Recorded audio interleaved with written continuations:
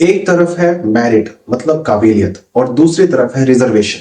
अक्सर ये कहा जाता है कि रिजर्वेशन की वजह से देश को बहुत नुकसान हो रहा है, देश पीछे जा रहा है और टैलेंट को मौका नहीं मिलता।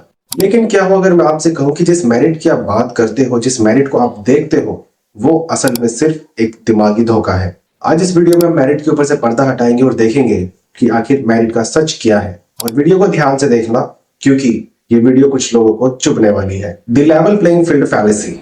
अगर एक 100 मीटर की रेस हो रही है और उस रेस में एक एथलीट दौड़ रहा है और दूसरे एथलीट के पैरों में सदियों की जंजीर बंधी हुई है, तो क्या ये रेस बराबरी की होगी?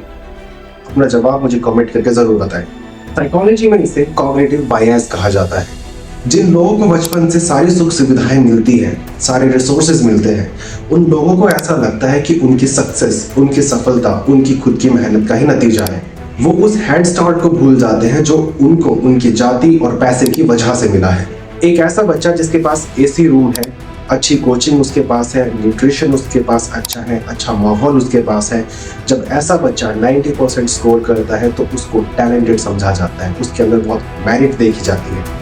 दूसरी तरफ एक ऐसा बच्चा जिसके पास लिमिटेड रिसोर्सेज है या फिर रिसोर्सेज है ही नहीं, ऐसा बच्चा जब 70% स्कोर करता है तो उसको ताना दिया जाता है कि वो रिजर्वेशन के दम पर ही आया है।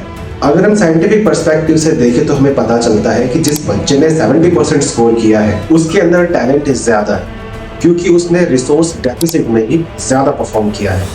इसे बिल्कुल इस तरीके से समझो, एक रेस है जिसमें एक बच्चा फरारी से जा रहा है और दूसरा बच्चा उसी रेस में साइकिल पर बैठ के जा रहा है। अगर आप फरारी को मेरिट समझते हो तो ये काबिलियत नहीं बल्कि भ्रम की बीमारी है। दिमाग पर भेदभाव का असर।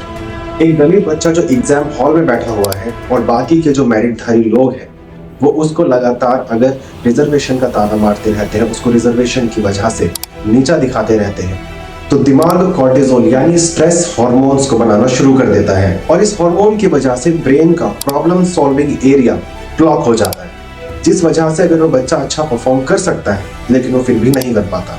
Networking paradox. अक्सर लोग ये कहते हैं कि प्राइवेट सेक्टर्स में किसी भी तरीके का रिजर्वेशन नहीं चलता, वहां पर सिर्फ टैलेंट की बात होती है, टैलेंट ही मायने रखता है, लेकिन ये एक बहुत बड़ा झूठ है। सोशल साइकोलॉजी कहता है कि जो लोग हमसे सिमिलर होते हैं हम उन्हीं को ही ज्यादा फेवर करते हैं। प्राइवेट कंपनी में भी रेफरल के नाम पर जातिवाद होता है। अगर आपका सरनेम सेम है तो आपकी मेरिट ऑटोमेटिकली इंक्रीज हो जाएगी। प्राइवेट कंपनीज में रिजर्वेशन तो नहीं होता लेकिन वहां पर कॉन्टैक्ट्स चलते हैं और रिजर्वेशन इसी मोनोपोली को तोड़ने का एक टूल है। मेरिटधारियों के लिए उनका मेरिट सिर्फ उनके कॉन्टैक्ट्स होते हैं, लेकिन हमारे लिए हमारा मेरिट हमारा संघर्ष होता है। अक्सर वो लोग सिफारिश से आगे बढ़ते हैं लेकिन हम लोग अपनी जिद से आगे बढ़ते हैं। Meritocracy as a weapon.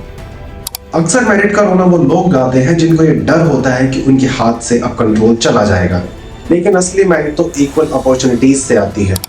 जब तक कास्ट बेस्ड नेटवर्क और इंटरजेनरेशनल वेल्थ सिस्टम के अंदर जिंदा है तब तक रिजर्वेशन मेरिट को जिंदा रखने का एक जरिया है। रिजर्वेशन कोई भीख नहीं बल्कि रिजर्वेशन एक हक है जिसको सदियों से रेस से दूर रखा गया। वो रिजर्वेशन का सहारा लेकर इस सदियों के भेदभाव और जातिवाद को चीर कर आगे बढ़ता है। और डरना बंद करो, सवाल पूछना शुरू करो।